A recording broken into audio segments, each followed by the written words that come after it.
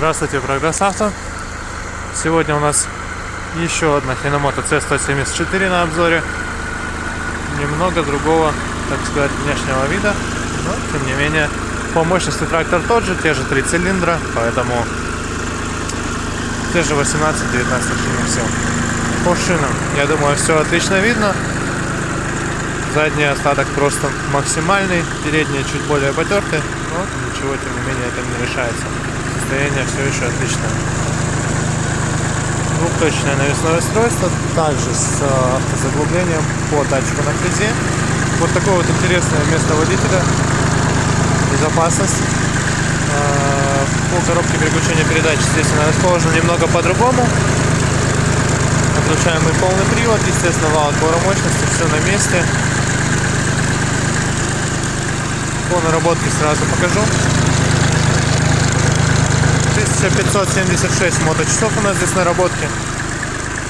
Пойдемте дальше. Фреза 1,30 м. Ножи вот такие интересные, достаточно широкие.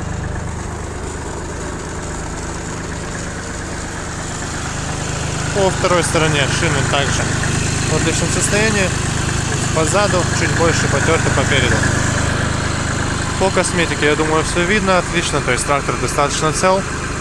Никаких нареканий у него нет здесь по этой части. По полам, то есть здесь все немного потерто, но тем не менее, я думаю, что это как раз и свидетельствует о том, что наработка у трактора весьма небольшая. Работает трактор ровно, я думаю, это слышно. Никаких лишних шумов не издает. Поэтому такой вот он по виду и по техническим характеристикам.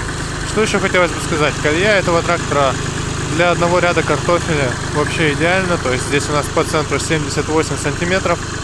По краям колеи 102 шины заканчиваются. Поэтому все прямо-таки отлично войдет под один рядочек.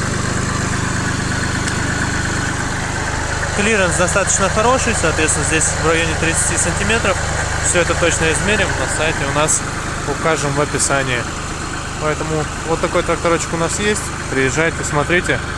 Еще один компактный, с хорошей мощностью, полноприводный трактор, который готов вам во всем помочь.